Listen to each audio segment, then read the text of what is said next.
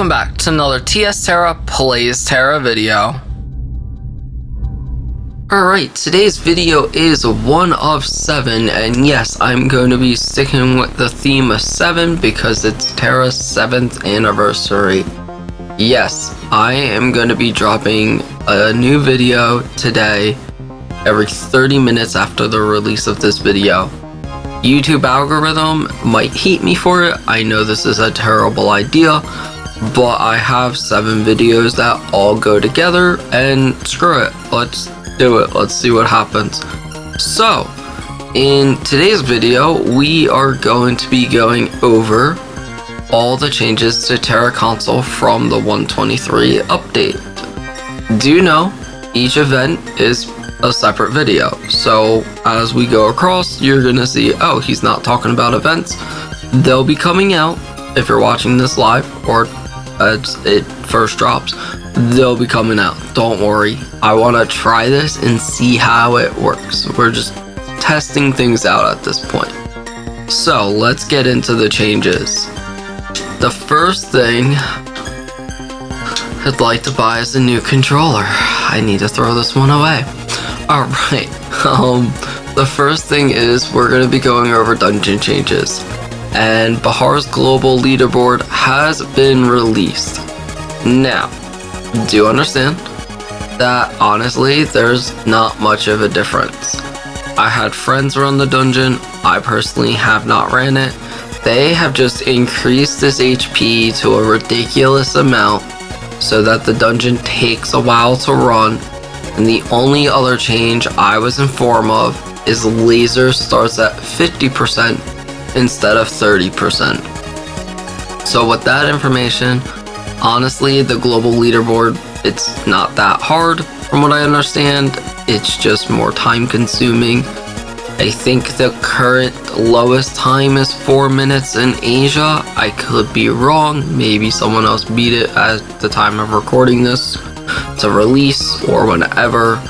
But yeah, and teams are getting 5 minutes, but they're really stacked. They're much more geared. And other people are taking like 10 minutes plus to clear it. Personally, I think if you're gonna run this for loot, it's a bad idea, because the loot drops, from what I understand, are the same. It doesn't drop extra loot, it doesn't drop anything special, so only run this if 1, you want the challenge, or 2, if you're going for that leaderboard time. That's really it for this, you know. Now, I'll just show Bahar drops all the same stuff. And yeah, basically, if you're looking to run Bahar for loot, do the easier version, make your life easier. The changes to this is they have added the design etching dust. So now you can craft your annihilation dust and be able to bank it so you can move it to other characters. I don't know what the drop rate on that is yet. I've ran a few Bahars and haven't seen it, but I'm sure within time there'll be a ton of them and they'll probably start adding it to other dungeons down the road. But that's really the major change. They've made some changes to Bahar's attacks, but even the damage from the normal to the global leaderboard isn't much. So within that is really all the dungeon changes we're going over. Yes, Manglemire is out, and stay tuned for the Manglemire event dungeon, or event video. There's event dungeon as well, but the event video, and that video will go over all of that good stuff. They also did change all of these matchmaking dungeons to be 3-man dungeons now, and that's really cool. Even with Manglemire being 3-man, it is proven that you do not need a healer and tank to run these dungeons, but the 3-mans won't pop unless you at least have a healer or tank in the group or queuing. So that is all of the dungeon changes at this moment in time, as well as the XP changes, which I don't really remember what old XP was, but we'll go over that in a second. The next thing I want to cover, which I'm going to swap and put on screen, is a video here for y'all to see. They have increased the amount of Vanguards you can do daily, which I am so thankful that they finally did this. I think in my 2023 and 2024 and this latest, what Tera needs is increase the Vanguards. I'm glad they just finally did it. It's been long enough, so now you can almost basically run just about all your dungeons every day, and you can still do other stuff for Vanguards, which is good because with all the solo content they've also added, now you're not punished by doing the solo content and getting your runs. You can do both, or if you reset, you can still reset and do quite a few other dungeons and be rewarded, especially since they have the full dungeon reset scrolls. So this is a very nice change, very healthy change. I think it needed to happen, and I'm glad it finally did. The next thing I want to go over is some of the store changes, and Anthroth is here for the 7th, even though he says 6th, 7th anniversary event. Again, stay tuned for that video to see all the goodies that he will drop and all of that. If we come over here, they made a slight change to, I believe, Kaya, they said, to where card fragments are now cheaper, as well as we have our good old friend over here who has been reset with all of these good, you know, overall just rewards that you can get. So yeah, that is the few shop changes they have made. There's also been a change to Gilliglade that I would like to go over. Now, I had someone comment on one of my videos. They ran the new Gilliglade upper with the change, and from what I can even see, the few Gilliglades I've ran, the first day I ran Gilly, I got about 2 jackpots to pop out of about 10-ish characters, and one of the jackpots ended up having 100 card crates. Person on my channel also mentioned they got 100 card crates from the jackpots. I have received Diamond Bundle from it. I have also received 10 Superior Sigma Stat Change Stones, and the comment on the video mentioned that they also received 100 training books, or maybe it was 10 training books. So Gilliglade, it seems like the jackpot does drop a lot nicer. It's more common to get, and the rewards from it are actually pretty, it's a good drop. It's a worthy amount. It's actually nice to do Gilliglade now. So definitely make sure you're running your Gilliglades. Now I want to talk about the Premium Pass, which if we go into our event tab and we go down to daily rewards, we can see that there is a daily reward for free and a premium pass you can buy. Do understand, you're not buying just the premium pass.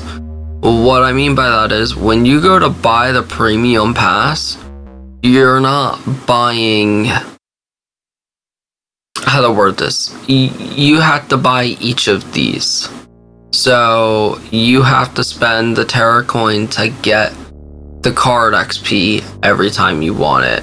And it might be a one-time purchase. I'm not 100% sure on that because I'm not going to waste my money. So let me know if you do end up buying it. If, you know, if it's every day once you pay for it once, that you can claim that each time. Or if it's, you know, you have to buy it every time to get it. But personally, with it being the way it is that way, that like, let's say you want the Stigma, even if it is, you know, 500 Tera coin, I think Stigma shards are 500, or cards maybe are 500. One of these is 500. You know, you have to buy each of these. They're each separate to get. So it's not like you buy just a premium pass and you know, you have to buy each individual premium pass And I would be surprised if it might be like a, you know what, let's go look.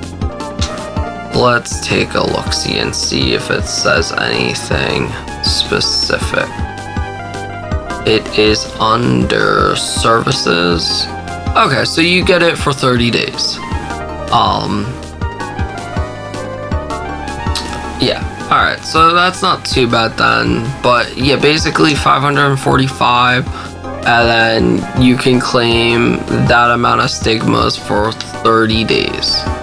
So that is what that is. And just to let you know, because I kind of want to get some extra runes, you click it and you claim all these every day, and basically just claim everything because, you know, it's free rewards and it resets daily. So yeah, and then like I said, if you want the premium stuff, you gotta buy each of these, and that only lasts for 30 days. Another change to the game that I want to go over is Federation coins, and this is also something that I said they should really work on and consider changing and adding more useful material, because that was actually something DZ and me talked about. That DZ's like, yeah, with the new change they should really just upgrade these, and they did so.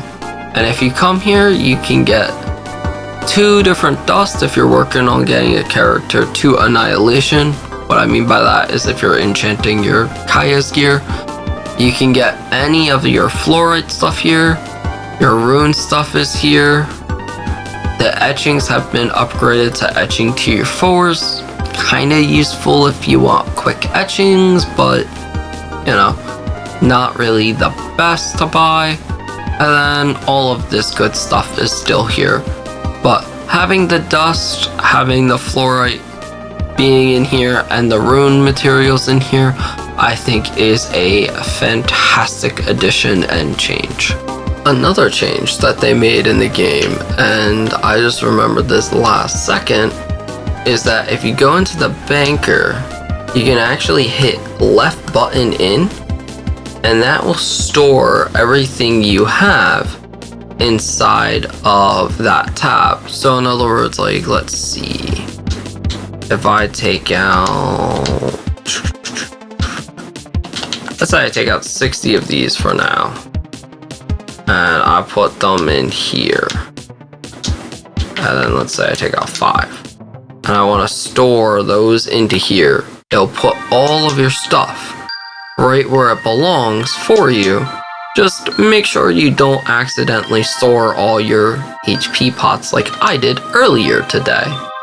So that's a nice added change. It allows people to just add stuff to their bank nice and quick and efficiently. The next thing to talk about is Rally.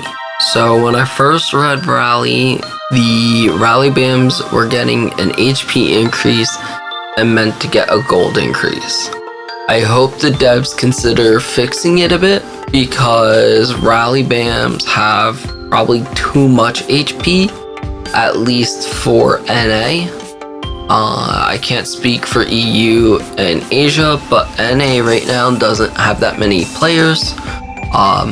It's a healthy amount, but if not enough of people are going to Rally because it takes too long, and the few friends I had on day 1 that went, they said it took about 20 minutes, I think, to kill it, which isn't terrible, but it's a long time. I could be wrong, maybe it was a bit shorter, but basically it feels like the gold didn't really increase. They didn't get that much gold extra from it. So since now it's gonna take literally over twice the amount of time and not give anywhere near a healthy amount of gold compared to what it used to, people aren't running it, and now Rally is just, no one's gonna go to it, no one's gonna do it. So I hope the devs tweak it and balance this a bit, because right now Rally, at least in NA, is not worth. I can't speak for other servers if they're killing it quicker, but Rally right now is just not really feasible unless there's a ton of people online, and at the hours it pops in NA, not that many people are going to be online anyway. Now, the last thing we're going to go over is the XP. I'm just going to go into my bank and pull out somewhere I know Okay, we can pull. Stormcry always had that. I'm going to pull out the Kaya's swords just to show that Kaya's does have item XP. So they did add it. It does work. Everything seems to be going smoothly with that. But again, I'm not impressed with the item XP system. I just don't think it's really... I don't think people are gonna get that much item XP before they get their enchant personally, because it's not a high enough item XP in my opinion. And the additional percentage that it gives is just not worth it. I think it really should be doubled or tripled, and the percentage should be doubled or tripled. But that's besides the point. So that is all of the changes that I can think of. If I missed anything, please let me know. Like I said, this is the first of 7 videos, so stay tuned for all of the event videos and other fun little videos I have. Within that, I hope you have a wonderful day and or night. That's about it. Like the video, comment if you have any questions, and if you're not subscribed, please consider doing so for more Tera content to come soon.